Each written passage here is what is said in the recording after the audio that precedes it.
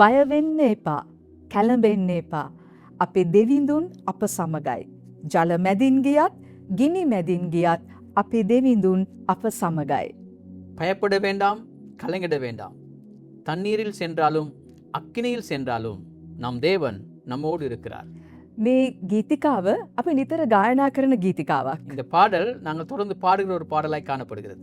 ඒ වචන නිකම්ම වචන නෙමෙයි. அது சாதாரண வார்த்தைகள் அல்ல. ඒ වචනය තමයි සත්‍යය. அந்த வார்த்தை உண்மையுள்ளதும் சத்தியமுள்ளதுமாய் காணப்படுகிறது. අපි අවට වාතාවරණය කුමනාකාරව තිබුණත් අපේ දෙවියන් වහන්සේ අප සමග සිටින තැනන් වහන්සේ. எங்களை சுற்றிலும் சூழல் எப்படி காணப்பட்டாலும் நம்முடைய தேவன் நம்மோடு கூட இருக்கிற தேவனாய் காணப்படுகிறார். ඒ බලාපොරොත්තුව සමග අද දවසෙත් රූපවාහිනිය සහ අන්තර්ජාලය ඔස්සේ ජනතා දේව සභාවේ දේව මෙහෙට එකතුව සිටින ඔබ සියලු දෙනාම අපි පිළිගන්නේ ඉතාමත් ආදරයෙන්. அந்த எதிர்பார்ப்போடு மக்கள் தேவசபையின் ஆராதனையிலே தொலைக்காட்சி ஊடாகவும் ஒன்றிலுடன் கலந்து கொள்ளும் உங்கள் அனைவரையும் மிகவும் அன்போடு நாங்கள் வாழ்த்து வரவேற்கின்றோம். සූදානම් වෙන්න. අපි උන්වහන්සේගේ අභිමුඛත්වයේ නමස්කාර කරන්නට යනවා. උන්වහන්සේගේ වචනයට සමන් දෙන්න යනවා. ඒ වගේම අපි ඔබ උදෙසා මැදහත්කාරකම් කරන්නට යනවා. இன்றைய நாளும் தேவனை நமஸ்கரிக்க போகிறோம், கர்த்தருடைய வார்த்தையை கேட்க போகிறோம், அதே போல் உங்களுக்காக ஜெபிக்கவும் போகின்றோம். ඒ සියල්ලට ප්‍රථමයෙන් අපි මේ දේව මෙහෙය ස්වාමින් වහන්සේගේ හස්තයට බාර කරමින් යාඥා කරමු. அதுக்கு முன்பதாக இந்த ஆராதனை தேவனுடைய கருத்தில் ஒப்பு கொடுத்து நாங்கள் ஜெபம் செய்வோம். கண்களை மூடிக்கொள்வோம். எங்கள் நேசிக்கிற நல்ல ஆண்டவரே, உடைய நேசகுமாரனாக இயேசுவின் நாமத்திலே உடைய பாதத்துக்கு வருகிறோம். இந்த நல்ல நாளுக்காய் நன்றி செலுத்துகிறோம் ஆண்டவரே. இந்த ஆராதனை உடைய கருத்துக்கு ஒப்பு கொடுக்கிறோம். ஆரம்பம் முதல் கடைசி வரை உடைய பிரசன்னம் காணப்படுவதாக. எங்களை சிலுவைக்கு பின்பாய் மறைத்துக் கொள்ளும். நீங்களே வெளிப்படணும் ஆண்டவரே. நாங்கள் சிறுகவும் நீர் பெருகவும் வேண்டும் ஆண்டவரே. நாங்கள் செய்கிற சகல காரியத்திலும் உடைய திருநாமமே மகிமைப்படுவதாக. ஆராதனை முழுமையாய் உடைய கருத்துக்கு ஒப்பு கொடுக்கிறோம். ஆண்டவராக இயேசு கிறிஸ்துவின் நாமத்தில் ஜெபிக்கிறோம் ஜீவனுள்ள நல்ல பிதாவே. ආමේන්. ஆமென். ආමේන්. ආමේන්. දැන් අපි සියලු දෙනාම ජනතා දේව සභාවේ නමස්කාර කණ්ඩායම් සමග එක්ව දෙවියන් වහන්සේව නමස්කාර කරමු. வாருங்கள் மக்கள் தேவ சபை நமஸ்கார குழுவோடு இணைந்து நாம் தேவனை ஆராதனை செய்வோம்.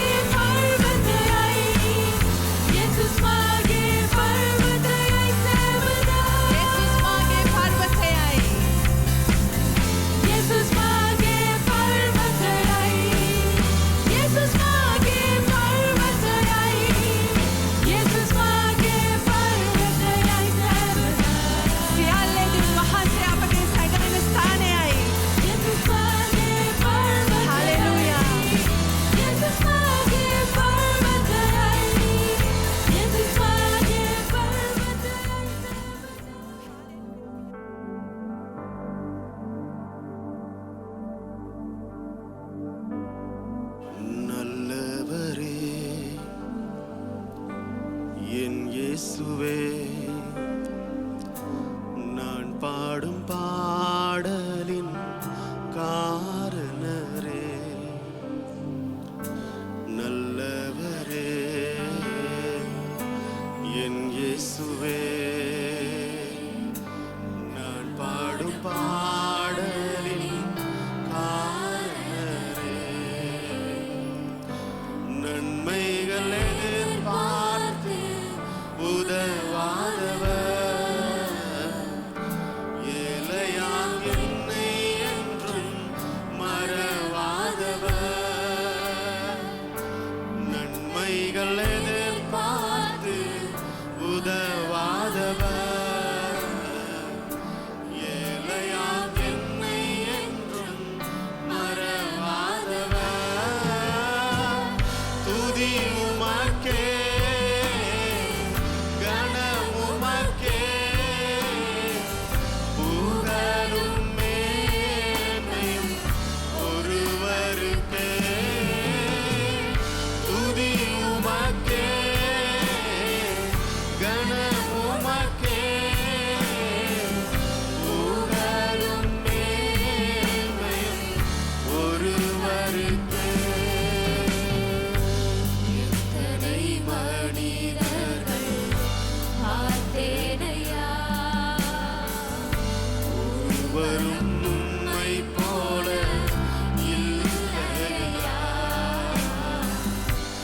எத்தனை மனிதர்கள் பார்த்தேனையா, ஒருவரும் உம்மை போல இல்லையா. நீரின்றி வாழ்வே இல்லை உணர்ந்தேனையா,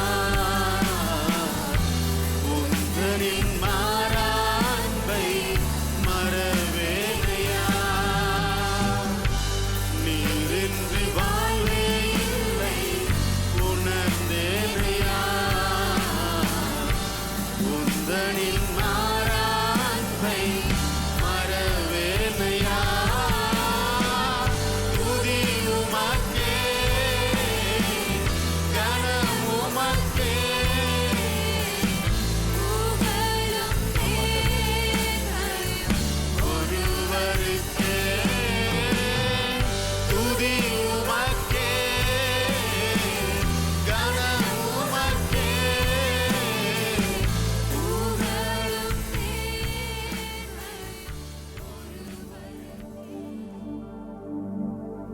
மாவெனுවෙන් ලොව වෙනුවෙන්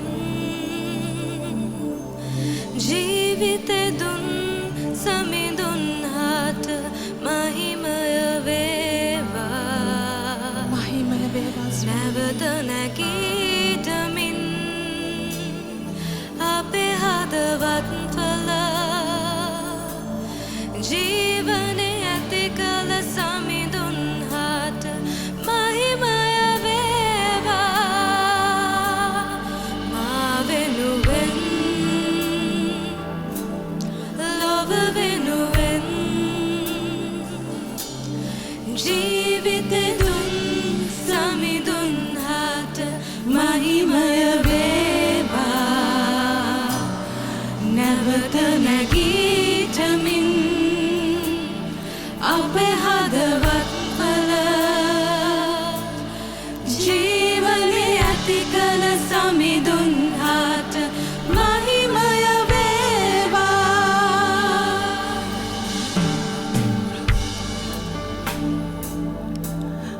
මා වෙනුවෙන් ලොව වෙනුවෙන් ජීවිතෙ දුන් සමිඳුන් හට මහිමය වේවා. නැවත නැගීටමින්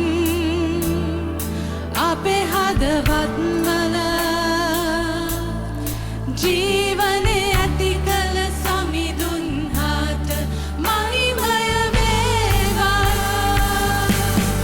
නැවත නැගීටුනා මහිමය වේවා. ජීවනය දුන්නා මහිමය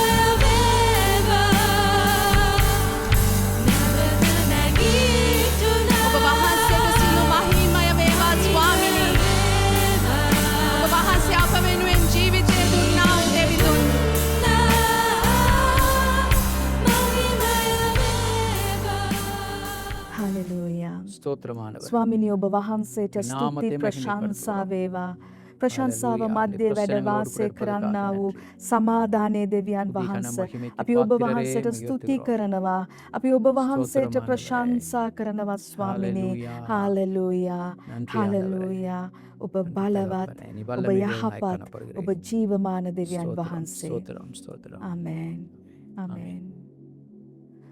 ස්වාමින් වහන්සේගේ අභිමුඛත්වයේ නිදහස්ව තිබෙන මේ මොහොතේ අපි අපේ දේශය ගැන විශේෂයෙන් යාඥා කරමු. கர்த்தருடைய பிரசனம் நிறைவாய் காணப்படும் இந்த நேரத்திலே நாம் தேசத்துக்காக ஜெபிக்க போகின்றோம். අපි එකට එක්සත්ව එක්සිත්ව කරන යාඥාව දෙවියන් වහන්සේ අහනවා. நாங்கள் ஒன்று கூடி ஒருமனப்பட்டு ஜெபிக்கும் ஜெபத்தை கர்த்தர் கேட்கிறவராய் අපි காணப்படுகிறார். යාඥා நாங்கள் කරමු. ஜெபம் செய்வோம். හalleluya. ස්තෝත්‍රමානවයි. ස්තුති වේවා දෙවි පියාණනේ. නன்றி ආண்டவரே. මෞංකාර ජීවමාන ශුද්ධ ධර්මිෂ්ඨ දෙවියන් වහන්සේ අපි සියලු දෙනාම මේ මොහොතේ අපේ රට උදෙසා ඔබ වහන්සේගේ අභිමුඛත්වයට එකතු වෙනවා. நேசிக்கிற நல்ல ஆண்டவரே, நாங்கள் ஒருமனப்பட்டு தேசத்துக்காக ஜெபிக்க முடிய சமூகத்துக்கு வருகிறோம். සමිදානන් වහන්ස ඔබ වහන්සේ දන්නවා, ඔබ වහන්සේ දකිනවා මේ කාල වකවානුව තුළ දුක් විඳින අපේ සහෝදර සහෝදරියන්ව.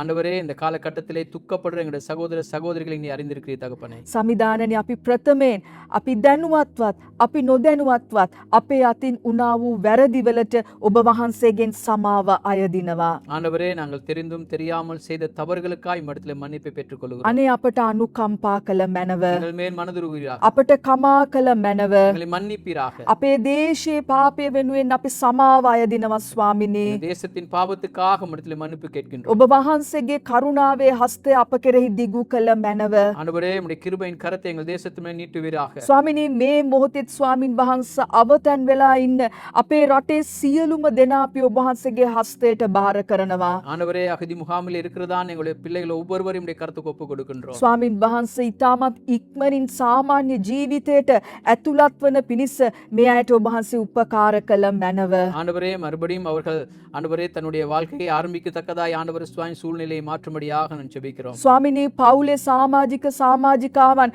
අහිමිවීම නිසා දුකෙන් වේදනාවෙන් ඉන්නා වූ අයව ඔබ වහන්සේ සැනසුව මැනව.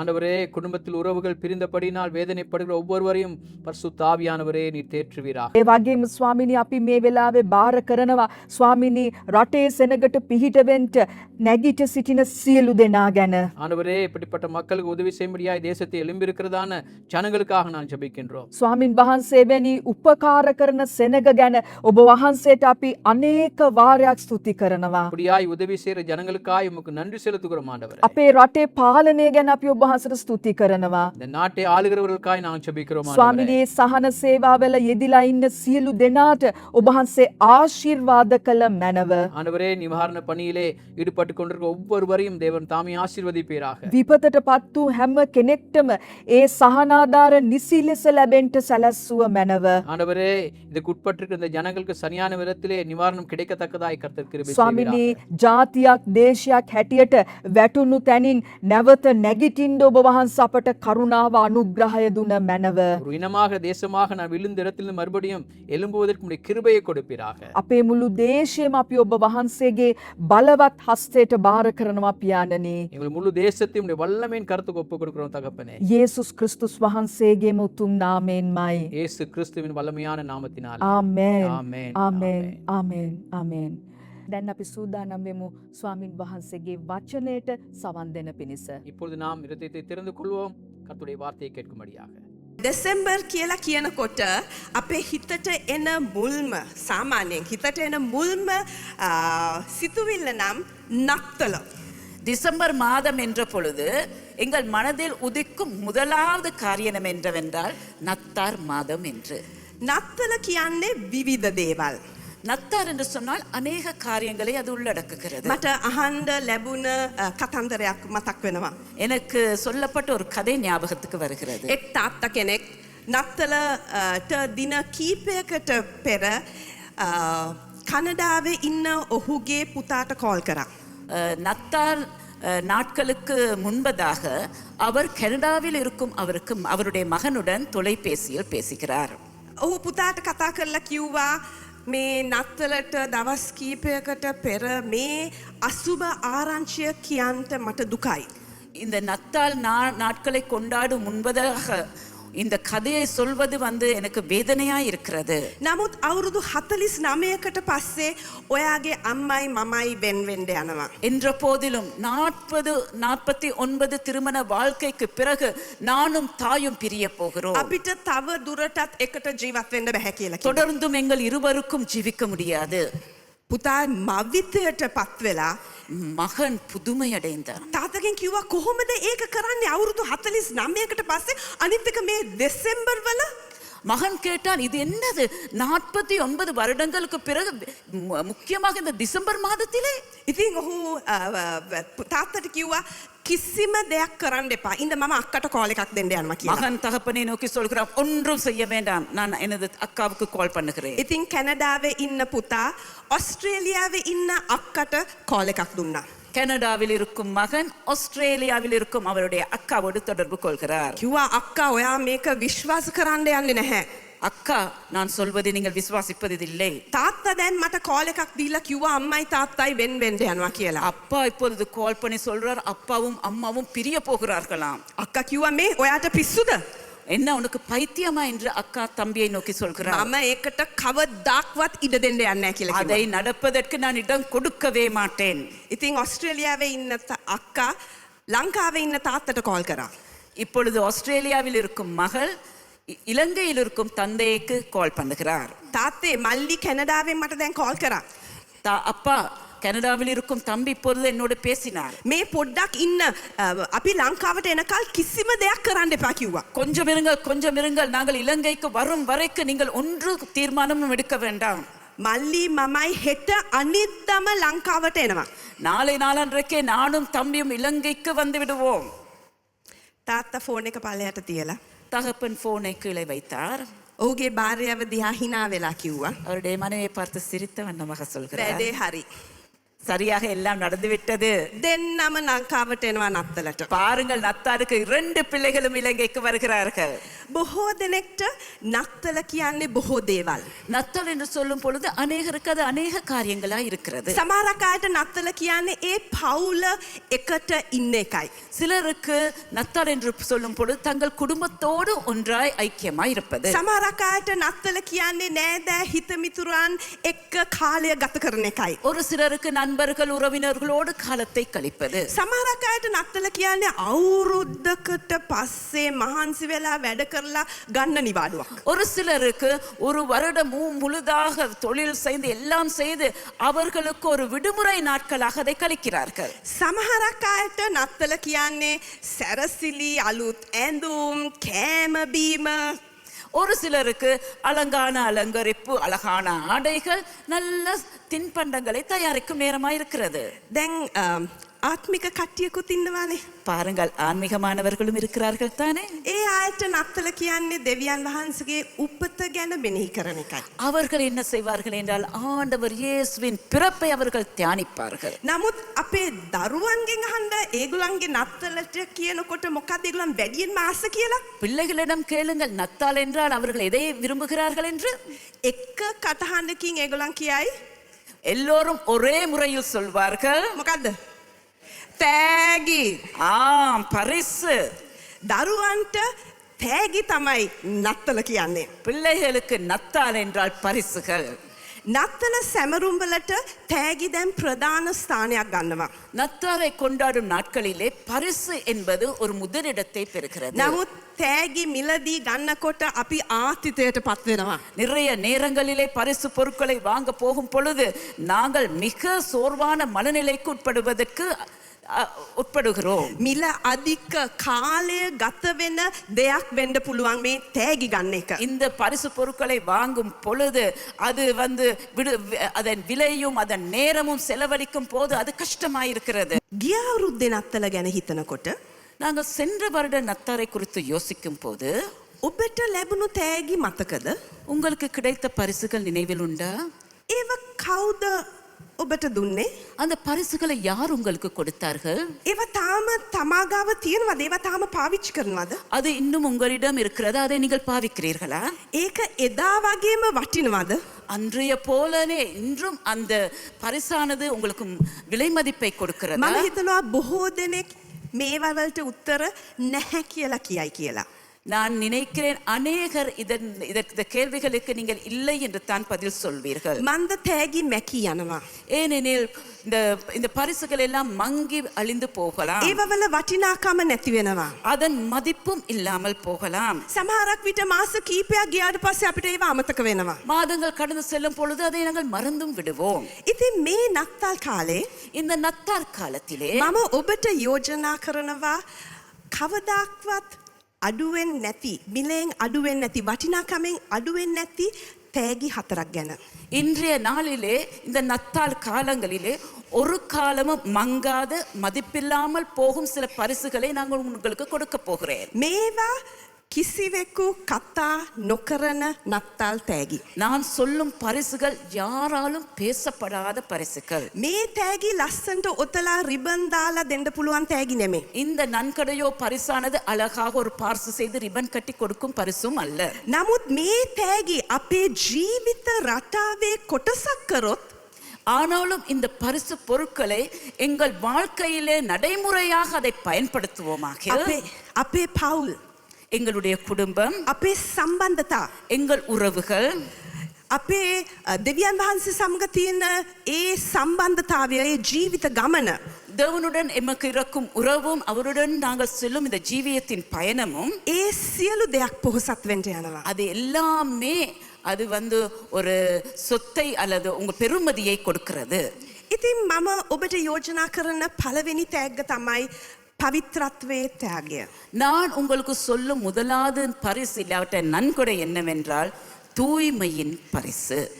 හුඟක් අවස්ථාවලදී අපි නත්තල් කාඩ් එකක් බැලුවොත් නැත්නම් නත්තල ගැන යේසුස් වහන්සේගේ ජීවිතය ගැන චිත්‍රපටයක් දැක්කොත් මරියව නිරූපණය කරන්නේ ඊතා රූමත් සංසුන් කාන්තාවක් හැටියටයි. நாங்கள் நிறைய நேரங்களிலே கிறிஸ்மஸ் கார்டுகளிலோ இல்லாவிட்டால் படத்திலோ திரைப்படத்திலோ மரியாளின் முகத்தை நாங்கள் காணும் பொழுது அழகான அமைதியான சுபாவமுடைய முகத்தை பார்க்கிறோம். නමුත් බයිබලේ සාරා, රෙබෙකා, රාකෙල්, එස්තර්, බැත්ෂීබා වගේ අය රූමත් කාන්තාවන් කියලා සඳහන් කරාට මරියා රූමත් කාන්තාවක් කියලා කොතනකවත් සඳහන් වෙලා නැහැ. நாங்கள் வேதத்தில் பார்க்கிறோம் சாராள், ரெபேக்கா, ராக்கேல், எஸ்தர், பெத்ஷிபா இவர்கள் எல்லாரையும் வேதத்திலே அழகான பெண்களாக வர்ணிக்கிறார்கள். ஆனால் ஒரு பொழுதும் மரியாளை அப்படி சொல்வதில்லை.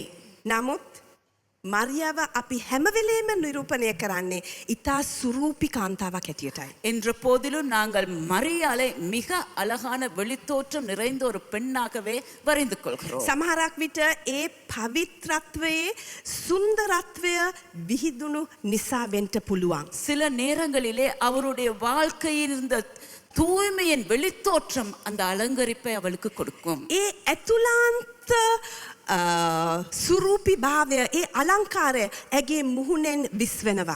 அவருடைய உள்ளார்ந்த அலங்கரிப்பு அவருடைய வெளித்தோற்றத்திலே காணக்கூடியதா ලූක් இருக்கிறது. සුභාරංශියේ ඒ දේවදූතයා ඇවිත් මරියාව අමතන්නේ මහත් ප්‍රසාදලත් තැනැත්තිය කියලා.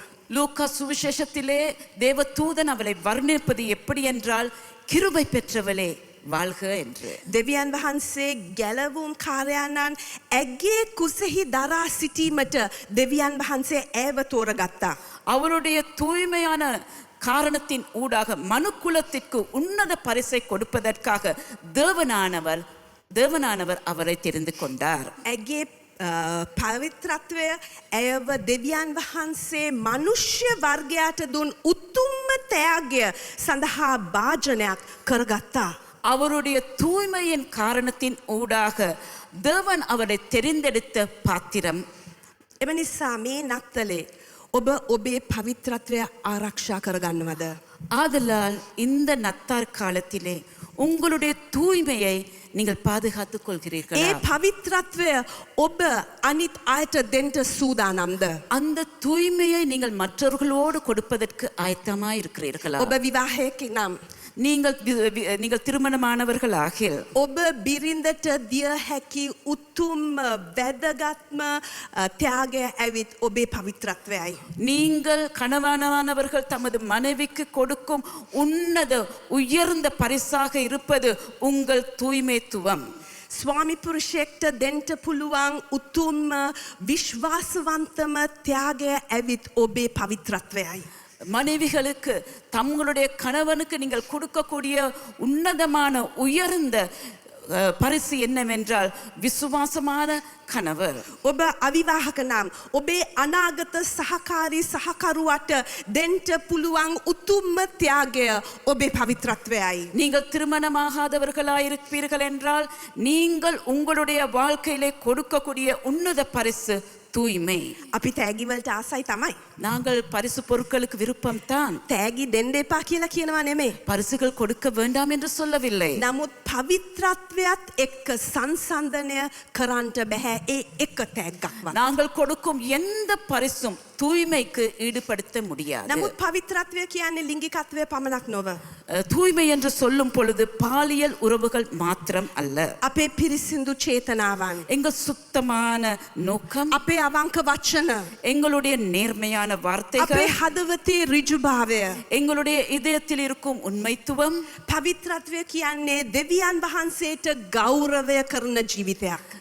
தூய்மை என்று சொல்லும் பொழுது அது தேவனை மேன்மைப்படுத்தும் வாழ்க்கை. එනිසා තමයි පාවුල් පළවෙනි තෙසලෝනික 2:4 කියනවා අප ඔබට කතා කරන්නේ මිනිස්සුන් සතුටු කිරීමට නොව අප හදවත් පරීක්ෂණ කරන දෙවියන් වහන්සේව ප්‍රසන්න කිරීමටයි. ஆதலால் தான் பவுல் அடியான் 1 தெசலோனிக்கேயர் 2 அதிகாரத்தில் 4 வசனத்தில் இப்படி சொல்கிறார், நாங்கள் மனுஷருக்கு அல்ல எங்கள் இருதயங்களை சோதித்தறிகிற தேவனுக்கே புரியமுண்டாக பேசுகிறோம். ඔබේ චේතනාවන් පිරිසිදු වූ විට உங்களுடைய சிந்தனைகள் அவைகள் தூய்மையாய் இருக்கும் போது ඔබේ කුඩාම ක්‍රියාවන් පවා මහත් බලපෑමක් ඇති කරනවා.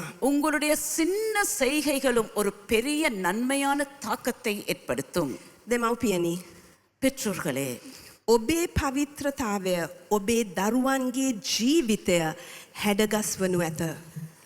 உங்களுடைய தூய்மையானது உங்களுடைய பிள்ளைகளுடைய வாழ்க்கைக்கு அது ஒரு தாக்கத்தை ஏற்படுத்துகிறது. ඔබේ පවිත්‍රත්වය ඔබේ දරුවන්ගේ ජීවිතය හැඩගස්වනු ඇත. உங்களுடைய தூய்மைத்துவம் உங்களுடைய பிள்ளைகளுடைய வாழ்க்கையை கட்டி எழுப்புகிறது. දරුවන් අපි කියන දේ අසනවා පමණක් නොව. பிள்ளைகள் நாங்கள் சொல்வதை கேட்பது மாத்திரமல்ல, ඔවුන් අප ජීවත් වන දේ බවට පත්වෙනවා. அவர்கள் நாங்கள் எப்படி ஜீவிக்கிறோமோ அந்த ஜீவியத்துக்குள்ளாக அவர் செல்வார்கள். පවිත්‍රත්වය தூய்மையானது මොන තරම් අනර්ගතයක්ද. நன்றாக யோசித்து பாருங்கள், எப்படிப்பட்ட உன்னத பரிசாய் அது இருக்கிறது. මම දෙවනුවට ඔබට යෝජනා කරන ත්‍යාගය නම් ආගන්තුක සත්කාරය ත්‍යාගයයි. இரண்டாவதாக நான் உங்களுக்கு சொல்ல போகும் பரிசு என்னவென்றால் உபசரிப்பின் பரிசு. බයිබලය ආගන්තුක සත්කාරය කියලා කියනකොට ඔවුන් එතනින් අදහස් වෙන්නේ ආගන්තුකයන්ට නැත්තං අමුත්තන්ට ආදරය කිරීමයි.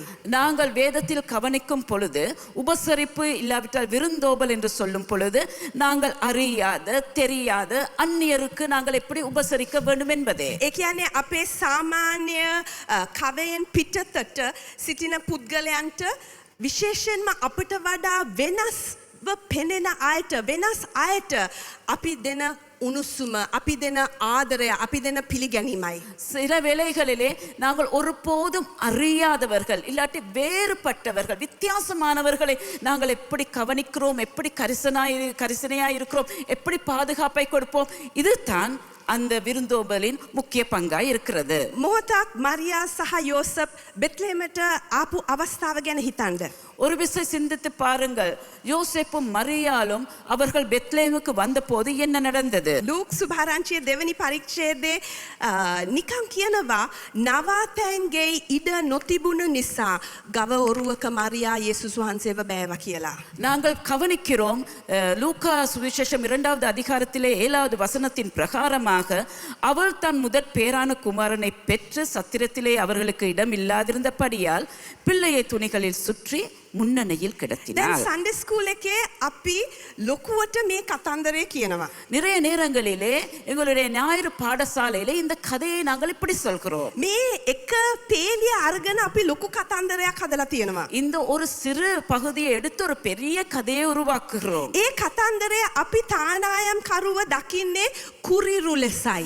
அந்த கதையிலே நாங்கள் என்ன செய்வோம் என்றால் அந்த சத்திர சொந்தக்காரனை ஒரு கடுமையான ஒரு மனுஷனை போல காண்பிப்போம். නමුත් මේ වැඩ අධික වෙලාවේ இந்த அதிகமான வேலைகள் நிறைந்திருக்கும் அந்த நேரத்திலே අවුල් සහගත කලබල වෙලාවක கலக்கமும் நிறைய பிரச்சனைகள் இருக்கும் அந்த நேரத்திலே ජනගහනය ජනයා පිරිලා හිටපු අවස්ථාවක அந்த நேரத்திலே ஜனங்கள் அதிகமா அந்த இடத்துக்கு வந்தபோது කිසිම තානායමකට ඉඩ තිබුණේ නැති අවස්ථාවකද ஒரு சத்திரத்திலும் இடம் இல்லாமல் இருக்கும் போது ඔහුට තිබුණ දේ ඔහු බෙදාගත්තා.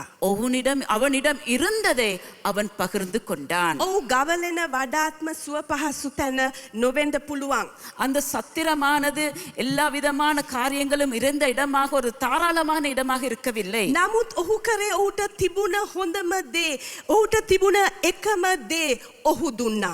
அவனிடம் இருந்த நல்லது அவனிடம் இருந்த மிக நல்ல ஒன்றை அவர் கொடுத்தான். ආගන්තුක සත්කාරය කියන්නේ එය තමයි. அதுதான் உபசரிப்பு என்பதன் அர்த்தம். සම්පත් සීමිත වූ විට පවා බෙදා ගැනීම කියන්නේ ආගන්තුක සත්කාරයයි. வளங்கள் குறைந்ததாய் வரையறுக்கப்பட்ட போதிலும் எம்மிடம் உள்ளதை கொடுப்பதே உபசரிப்பு. පසුගිය දින කීපයේදී ජනතා දේව සභාව අපේ රටේ තිබුණ තත්ත්වය බලලා අපිට කරන්ට පුළුවන් උපරිමය සහ ඉන් එහාට ගොස් අපි අපේ සෙනගට උදව් කරා. சென்ற நாட்களிலே மக்கள் தேவ சபை நடந்த இந்த சூறாவளியின் பிரச்சனைகளின் ஊடாக எங்களுக்கு முடியாததையும் எங்களால் ஆகாததையும் எங்களுக்கு வரையறுக்கப்பட்டதையும் உன்னத ரீதியில் எங்களுக்கு முடிந்த ரீதியிலே செய்து உதவி අපේ செய்தோம். සමාජයේ සිටිය අය අපි රැක බලා ගන්නට අපි අත දුන්නා. எங்கள் சமுதாயத்தில் இருப்பவர்களை பாதுகாப்பதற்கு நாங்கள் கை கொடுத்தோம்.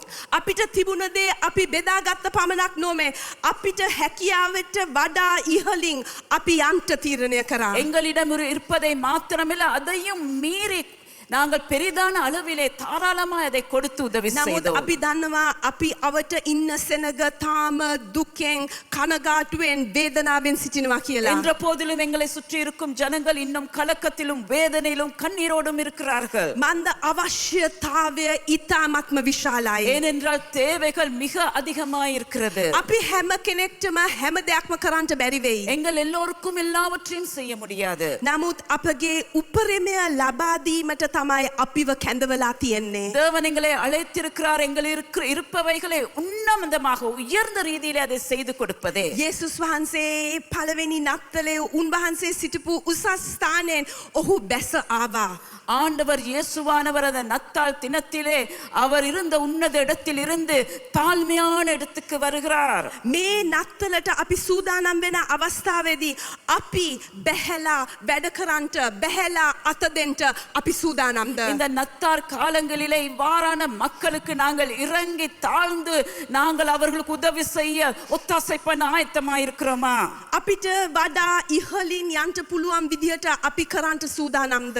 எங்களுக்கு மேலாக எங்களுக்கு இருக்கும் திராணிக்கு மேலாக உதவி செய்ய முன் வருகிறோமா? කාට හරි ප්‍රේමය දක්වන්නට අපි සූදානම්ද? யாருக்காவது அன்பு செலுத்துவதற்கு நேசிப்பதற்கு நாங்கள் முன் வருகிறோமா? සමහරක් විට නත්තලට අපි යම් කිසි මුදලක් වැය කරන්නට අපි ඉතුරු කරගන්නට ඇති. சில நேரம் நத்தாள் காலங்களிலே சிலவற்றை செய்வதற்கான பரிசுகளை நாங்கள் சேமித்து வைத்திருக்கலாம். නමුත් ඒ ඉතුරු කරපු මුදල අපි කාට හරි දෙන්න සූදානම්ද? அந்த சேமித்து வைத்த பணத்தை நாங்கள் யாரோடு பகிர்ந்து கொள்ள கொடுப்பதற்கு முன் வருகிறோமா?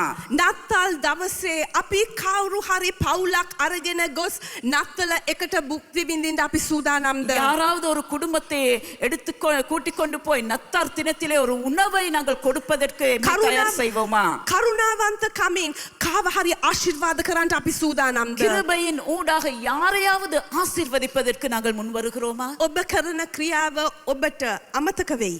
நீங்கள் செய்த செய்கைகள் இல்லாவிட்டால் உங்கள் செயல்கள் உங்களுக்கு மறந்து விடலாம். නමුත් ඒ ආශිර්වාදය ලබන්නා වූ පුද්ගලයාට කවදාක්වත් අමතක වෙන්න යන්නේ அந்த නැහැ. ஆசீர்வாதத்தையும் பெறும் நபருக்கு நீங்கள் செய்ததை அவர் ஒருபோதும் மறக்க மாட்டார். ආගන්තුක සත්කාරය அதுதான் உபசரிப்பு. මොනතරම් අනර්ග ත්‍යාගයක්ද? எவ்வளவு உன்னத ஒரு பரிசாய் இருக்கிறது. මගේ තුන්වෙනි යෝජනාව என்னுடைய மூணாவது காரியம், අපි කීකරුකමේ ත්‍යාගය දෙන්න සූදානම්ද? கீழ்ப்படிதலின் பரிசை நாங்கள் கொடுப்பதற்கு ஆயத்தமா? පෙරදිගෙන් ඒ පළවෙනි නත්තලේ ආ පඬිවරුන් ගැන අපි චුට්ටක් සලකලා බලමු. கொஞ்சம் சிந்தித்து பார்ப்போம். மேற்கத்திய பிரதேசத்தில் கிழக்கு பிரதேசத்தில் இருந்து வந்த ஞான சாஸ்திரிகளை குறித்து. ඔවුන් යුදෙව්වන්ගේ දෙවියන් ඇදහුවේ නැහැ. அவர்கள் யூதர்களுடைய தேவனை அவர்கள் வணங்கவில்லை. ඒත් ඔවුන් කැපී පෙනෙන කීකරුකමක් පෙන්නවා.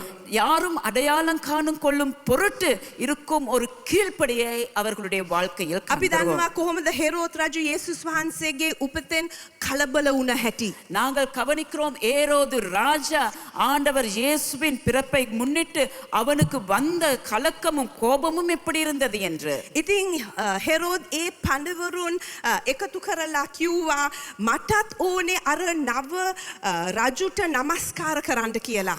அவன் மிகவும் சூக்ஷமாக சொல்கிறான், எனக்கும் தேவை இந்த ராஜாவை வணங்கிக் கொள்ள. ඉතින් ඔහු කිව්වා ඕගලන් දරුවන් ඒ දරුවා ඒ රජතුමා ඒ කුඩා බිලින්දා හෙව්වහම මටත් ඇවිල්ලා කියන්න. ඇයි මටත් ඕනේ ගිහිලා නමස්කාර කරන්න කියලා. ஏரோது ராஜா இந்த ஞான சாஸ்திரிகளை பார்த்து சொல்கிறான், எனக்கும் இந்த குழந்தையை வணங்க வேண்டும், நீங்கள் எங்க என்று பார்த்து அவரை வணங்கிய பின்பு எனக்கும் சொல்லுங்கள், நானும் போய் அவரை வணங்க போகிறேன். නමුත් මතෙව් 2:12 මෙහෙම කියනවා. என்ற போதிலும் மத்தேயு சுவிசேஷம் 2வது அதிகாரத்தில் 12வது வசனம் இப்படி சொல்கிறது. සීනයකින් දෙවියන් වහන්සේ ඔවුන්ට කතා කරලා අනතුරු ඇඟවීමක් දුන්නා. ஆண்டவரானவர் சொப்பனத்திலே அவர்களுடன் பேசி எச்சரிக்கை விட்டார். දෙවියන් වහන්සේ කිව්වා නැවත ඒ මාර්ගයෙන්ම නැවත හෙරොද් ගාවට යන්න එපා කියලා. ஏரோதுடைய வீட்டு வழிகளிலே செல்ல வேண்டாம் என்று சொல்கிறார். දෙවියන් වහන්සේට කීකරු වී හෙරෝද් වෙතට ආපහු යන්ට නොයන්ට ඔවුන් තීරණය කරා.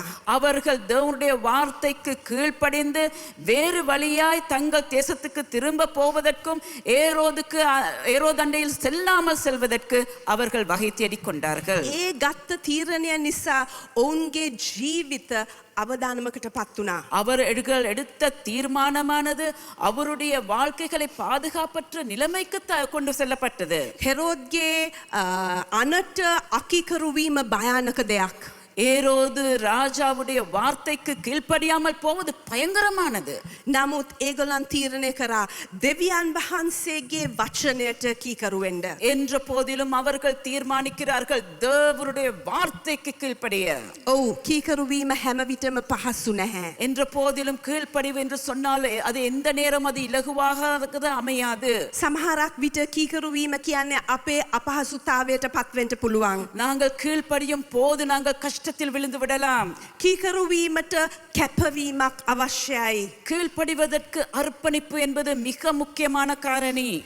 නමුත් කීකරු වීම හැම විටම අපිව දෙවියන් වහන්සේගේ උතුම් අරමුණ සමග පෙළගස්වයි. என்ற போதிலும் கீழ்ப்படிவானது தேவனுக்கு முன்பாக அவருடைய நோக்கங்களை நிறைவேற்றுவதற்கு இருக்கும் உன்னத ஒரு காரணி. අපි කීකරු වෙනවා කියන්නේ දෙවියන් වහන්සේගේ අරමුණට පෙළගැස්වීමයි. நாங்கள் கீழ்ப்படுகிறோம் என்று சொன்னால் தேவனுடைய நோக்கங்களுக்கு முன்பாக எங்களை நாங்கள் வழிவகுக்கிறோம். ඉතින් මේ නත්තල් සමයේ இந்த நத்தாள் காலத்திலே දෙවියන් වහන්සේ ඔබගෙන් කීකරුකම බලාපොරොත්තු වෙනවද?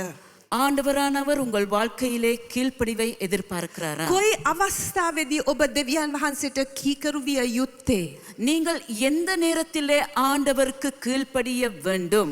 වෙනස් වීමට යටත් වීමට පසුතැවීමට දෙවියන් වහන්සේ ඔබව පොළඹනවාද? ஆண்டவரானவர் நீங்கள் மாற வேண்டும், நீங்கள் மனம் திரும்ப வேண்டும், நீங்கள் கீழ்ப்படிய வேண்டும், இவைகள் எல்லாவற்றையும் ஆண்டவர் உங்களுடன் பேசி உங்களை சரிப்படுத்துகிறாரா? ඔබ දැන් කරන දේට වඩා එහාට යන්න එයින් ඔබට යන්න දෙවියන් වහන්සේ ඔබව කැඳවනවද? தேவனானவர் நீங்கள் இப்போ செய்வதை மேற்கொண்டு அதையும் தாண்டி முன்னோக்கி செல்வதற்கு தேவன் உங்களுக்கு வழிகாட்டுகிறாரா? ඔබේ කීකරුකම නිසා அது உங்கள் கீழ்ப்படியின் பொருட்டி அது நடக்க போகிறது. ඔබේ දරුවන්, ඔබේ පවුල, ඔබේ සභාව, ඔබේ සමාජය කෙසේ බලපානවද? நீங்கள் எடுக்கும் தீர்மானமானது அது உங்கள் பிள்ளைகளையும் உங்கள் குடும்பத்தையும் உங்கள் சமுதாயத்தையும் உங்கள் சபையையும் எப்படி பாதிக்கிறது? කීකරුකම கீழ்ப்படிவு මොන තරම් අනර්ගත්‍යයක්ද? எப்படி ஒரு நல்ல பரிசாய் இருக்கிறது. පවිත්‍රත්වය, தூய்மை, ආගන්තුක සත්කාරය, உபசரிப்பு, කීකරුකම. கீழ்ப்படிவு. නමුත් අවසානයෙන් கடைசியாக තෘප්තිය නැමැති ත්‍යාගය දෙන්ට මම ඔබට යෝජනා කරනවා. மனை நிறைவின் பரிசை பற்றி அதை குறித்து ஒரு சிந்தனை உங்களுக்குள்ளாக உண்டாக வேண்டும் என்று சொல்கிறேன். මේ නත්තල් කාලේ වෙළඳ දැන්වීම් අවශ්‍ය ප්‍රමාණයට වැඩියෙන් අපේ මුහුණට ඒගොල්ලන් විසි කරනවා. இந்த நத்தார் காலத்திலே நாங்கள் எதிர்பார்ப்பதற்கு மேற்கொண்டு அநேக விளம்பரங்களை போடுகிறார்கள்.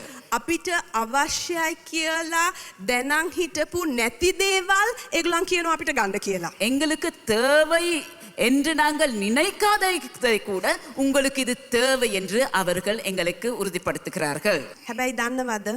என்ற போதில் நீங்கள் அறிவீர்களா? අපට වැඩියෙන් අවශ්‍ය වන තරමට අපේ සමාදානය අපිට අහිමි වෙනවා. எமது தேவைகள் அதிகமாய் நாங்கள் இருக்கும் பொழுது, அதாவது திருப்தியற்ற நிலைமைக்கு நாங்கள் தள்ளப்படுகிறோம். අපිට අවශ්‍ය වෙන තරමට අපි නොසන්සුන් වෙනවා. நாங்கள் எமது தேவைக்கு மீறிய நிலையிலே நாங்கள் கலங்கி திருப்தியற்ற நிலைக்கு தள்ளப்படுகிறோம். හෙරොද් රජු ගැන හිතන්න.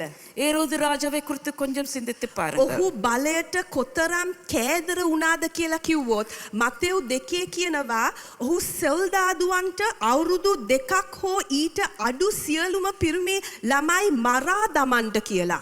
கொஞ்சம் சிந்தித்து பாருங்கள். ஏரோது ராஜாவுக்கு தனது அரசாட்சியின் மேல் இருந்த பேராசை எப்படி இருந்தது? அவருடைய தீர்மானமாயிருந்தது 2 வயதிற்கு குறைந்த எல்லா பிள்ளைகளையும் கொல்ல அவன் கட்டளையிட்டான். ඔහු බලයට කොච්චර කෑදර වුණාද කිව්වොත් ඔහුව තර්ජනය කරේ කුඩා ලදරුවෙක්. நீங்கள் நினைவில் வைத்துக் கொள்ளுங்கள், இவனுடைய பேராசையின் பிரகாரமாக அவனை பயமுறுத்தியது யார் என்றால் ஒரு சிறு குழந்தையே. අතෘප්තිමත්කම ඇති කරන්නේ එයයි. திருப்தியற்ற நிலைமை எம்மை தள்ளுகிறது. අතෘප්තිමත්කම අපිව අන්ධ කරනවා. நிறைய நேரங்களில் திருப்தியற்ற நிலைமை எங்கள் கண்களை அவைகள் காணாதபடி செய்கிறது. වඩා හොඳ දේ අතහැරලා හොඳ දේ ගන්න අපිව පොළඹවනවා. மிக நல்லதை விட்டுவிட்டு சாதாரணமாயிருப்பதை அது வாங்குவதற்கோ அதை பற்றி கொள்வதற்கு வழிவகுக்கிறது. අපිට තෘප්තියට පත්වී නැතුව කියලා අපි දැනගන්නේ කොහොමද? நாங்கள் திருப்தியற்றவர்களா இருக்கிறோம் என்பதை எப்படி நாங்கள் அடையாளம் கண்டு கொள்ளலாம்? හැම වෙලේම අපි සංසන්දනය කරනවා. எப்பொழுதுமே நாங்கள் ஒப்பிட்டு பார்ப்போம். අර පවුල අපේ අසල්වාසින් දැක්කද ගත්ත කාර් එක? பார்த்தீங்களா, எங்க பக்கத்து வீட்டார் எப்படி ஒரு காரை வாங்கி இருக்கிறாங்க. බලන්න ඒගොල්ලන්ගේ ගේ පොඩි නිසා ඒගොල්ලන් තව කෑල්ලක් එකතු කරගත්තා ඒකට. அவர்களுடைய வீடு சிறிதா இருக்கின்றபடினாலே அதை இன்னும் பெரிதாகி கொண்டார்களே. අරයව රට යවුවා. දැන් ඒගොල්ලන්ට ෆ්‍රිජ් එකකුත් තියෙනවා. பாருங்கள், அவனை வெளிநாட்டுக்கு அனுப்பினார்கள். இப்பொழுது ஃப்ரிட்ஜ் கூட இருக்கிறது. හැම වෙලේම අපි සංසන්දනය කරනවා. எப்ப பார்த்தாலும் ஒப்பிடு செய்வது. තිබෙන දේ අපි භුක්ති විඳින්නේ නැතුව අනිත් අයට තියෙන දේ ගැන අපි ඊර්ෂ්‍යා වෙනවා. எங்களுக்கு இருப்பதை வைத்து திருப்தி அடையாமல் இல்லாததை குறித்து திருப்தியற்றவர்களாய் ஜீவிக்கிறோம். සල්ලි නැති නිසා අපි පොලියට ණය අරගෙන අවසානයක් නැති වලකට අපි වැටෙනවා. நாங்கள் காசு இல்லாத படியினாலே கடன் வாங்குகிறோம், கடன் உள்ள பொருட்களை நாங்கள் வாங்குகிறோம், வட்டிக்கு வாங்குகிறோம். அது ஒரு போது முடிவில்லாத பிரச்சனையாய் அமைகிறது. අපට වඩා තියෙන අය ගැන අපි අමනාප වෙනවා, අපි ඊර්ෂ්‍යා වෙනවා. எங்களுக்கு மேலே பொருட்கள் சொத்துக்கள் இருப்பவர்களை பார்த்து நாங்கள் பொறாமைப்படுகிறோம், கோபம் படுகிறோம். ඉතින් මේ නත්තල් සමය ඔබ අහන්න. இந்த நத்தார் காலங்களிலே இதை நீங்கள் கேளுங்கள். ඔබට නැති දේ ගැන ඔබ නොසන්සුන් වෙනවද? உங்களுக்கு இல்லாதவற்றை குறித்து நீங்கள் திருப்தியற்றவர்களாய் இருக்கிறீர்களா? తాවකාලික තෘප්තියක් පමණක් ලබා දෙන දේ ගැන ඔබ පසුපස යනවද? தற்காலிகமாக திருப்தியற்றவற்றை கொண்டு அது கிடைக்க வேண்டும் ஏக்கத்தில் அதற்கு பின்னாலே ஓடுகிறீர்களா? මේ නත්තල් සමේ இந்த நத்தார் காலத்திலே ඔබේ පවුලට, உங்களுடைய குடும்பத்துக்கு, ඔබට, உங்களுக்கு, ඔබේ දරුවන්ට, உங்களுடைய பிள்ளைகளுக்கு, ඔබේ සමාජයට දෙන්න පුළුවන් හොඳම දේ ඇවිත් තෘප්තියට පත්වී ඒ සංසුන් භාවය ලබා ගැනීමයි. உங்கள் சமுதாயத்துக்கும் நீங்கள் கொடுக்கக்கூடிய உன்னதது என்னவென்றால் நீங்கள் உங்கள் அண்டையில் இருப்பவைகளை கொண்டு திருப்தியாக வாழுவதே. ඔබට තියෙන දේ ගැන ඔබ ස්තුතිවන්ත වුණාම, நீங்கள் உங்களுக்குரியவற்றை குறித்து உங்களுக்கு நன்றிமுள்ள மனம் ඔබ வந்துவிட்டால், අන් අයව අගය කරාම, நீங்கள் மற்றவர்களை பாராட்டுவீர்களாகில், සරල භාවය තෝරගත්තහම, சரளமான ஒரு வாழ்க்கையை தெரிந்து கொண்டீர்கள் ඔබ என்றால் වටා සිටින සියල්ලන්ටමද සාමයක් දැනෙන්න යනවා. உங்களை சுற்றி இருப்பவர்களுக்கு அது ஒரு சமாதானத்தையும் அமைதியையும் கொண்டு வரும். තෘප්තිය திருப்தி මොන තරම් අනර්ගතයක්ද? அது எவ்வளவோ ஒரு நல்ல பரிசு. ඔව්, හැම ත්‍යාගයක්ම ලස්සනට ඔතලා රිබන් ගහලා දෙන්න බෑ අපිට. எல்லா பொருட்களையும் எல்லா பரிசு பொருட்களையும் அழகாக பெட்டியில் வைத்து ரிப்பன் போட் கட்டி கொடுக்க முடியாது. නමුත් ත්‍යාගය කෙරෙහි අවධානය යොමු කරන මේ වගේ සමයක සැබෑ දීමනාවට තවත් බොහෝ දේවල් අවශ්‍යයි. உண்மையிலுமே பரிசுகள் அதிகமாய் பெற்றுக்கொள்ள வேண்டும் என்ற வாஞ்சையாயிருக்கும் இந்த காலத்திலே எமக்கு தேவையான பரிசுகள் எவை என்பது நன்றாக கவனித்துக் கொள்வோம். යටත්කම අවශ්‍යයි. கீழ்ப்படிவு தேவை. ඒ සඳහා අභිප්‍රාය අවශ්‍යයි. அதை குறித்ததான சரியான மனநிலை தேவை. මේ සියලු දෙයක්ම කරන්නට දෙවියන් වහන්සේගේ උපකාරය අවශ්‍යයි. இவை எல்லாவற்றையும் செய்வதற்கு தேவனுடைய கிருபை தேவை. හැබැයි නත්තලේ විශිෂ්ටත්වය ඒකයි. அதுதான் நத்தாரின் உன்னத ஸ்தலமாய் இருக்கிறது. ඒ පළවෙනි නත්තලේ දේවදූතයන් එඬේරුන්ට ඇවිත් දුන්න පණිවිඩය ඔබට මතකයි. நத்தார் நாளிலே தேவ தூதர்களானவர்கள் மெய்ப்பர்களுக்கு கொடுத்த செய்தி என்ன? ලුක් සුභාරංචියේ 2:10-11 කියනවා, මහත් ජනයාට ඉමහත් ප්‍රියජනක සුභාරංචියක් මම ඔබට ගෙනෙමි. லூக்கா சுவிசேஷம் 2வது அதிகாரத்திலே 10வது 11வது வசனம் இப்படி சொல்கிறது, இதோ எல்லா ஜனத்துக்கும் மிகுந்த சந்தோஷத்தை உண்டாக்கும் நற்செய்தியை உங்களுக்கு அறிவிக்கிறேன். මන්ද අද දවසේ ඔබට ගැලවුම්කාරයෙක් ක්‍රිස්තුස් වහන්සේ උපන්සේක. இன்றைய நாளிலே இரட்சகராகிய ஆண்டவர் இயேசு கிறிஸ்து உங்கள் மத்தியில் பிறப்பாராக. නත්තලේ කතාව ගව ඔරුවෙන් අවසන් වෙන්නේ නැහැ. நத்தரின் கதையானது ஒருபோதும் மாட்டு கொட்டிலில் முடிவடையாது. ගව ඔරුව අපව කුරුසිය දෙසටයි යොමු කරන්නේ. அந்த மாட்டு கொட்டிலானது எம்மை சிலுவையை நோக்கி பார்ப்பதற்கு வழிவகுக்கிறது. ඒ නිසා තමයි යොහන් 3:16 කියන්නේ දෙවියන් වහන්සේ උන්වහන්සේගේ ඒක ජාතක පුත්‍රයා දෙන තරම්.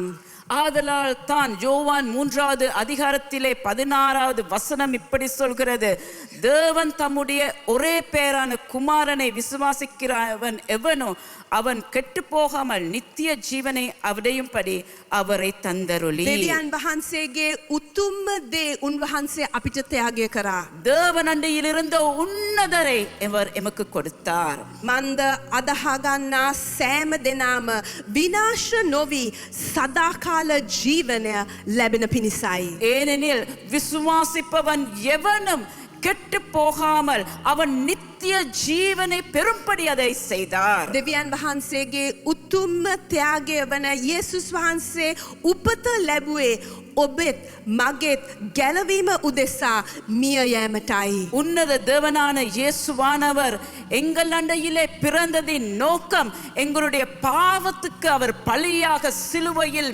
மறிப்பதற்கே. නත්තලේ සැබෑ අරුත නත්තලේ විශිෂ්ටමය ත්‍යාගය ඇවිත් උන්වහන්සේ උපත ලැබුවේ ඔබත් මමත් වෙනුවෙන් මැරෙන පිණිසයි. நத்தாரின் அர்த்தம் அதன் செய்தி என்னவென்றால் அந்த செய்தியின் ஊடாக நீங்களும் நானும் ரட்சிப்படைய வேண்டும். අපි යාඥා කරමු. இப்போது நாம் ஜெபம் செய்வோம்.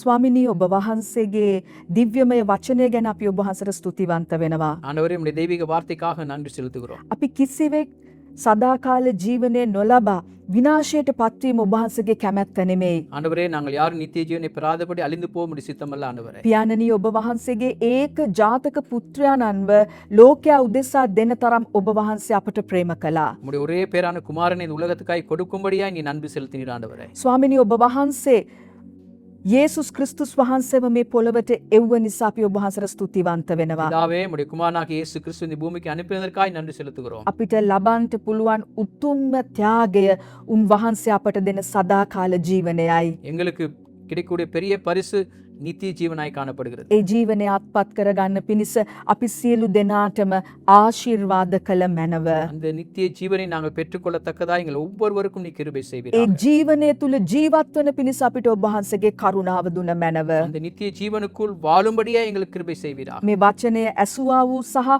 අසන්ට යන්නා වූ සියලු දෙනත් අපි ඔබ වහන්සේගේ හස්තයට බාර කරනවා. வார்த்தையை கேட்ட ஒவ்வொருவரையும் உம்முடைய வல்லமையின் கருத்துக்கு ஒப்புக் கொடுக்கிறோம். යේසුස් ක්‍රිස්තුස් වහන්සේගේම උතුම් නාමයෙන්මයි. இயேசு கிறிஸ்துவின் வல்லமையான நாமத்தினாலே. ආමේන්. ஆமென். ආමේන්. ආමේන්.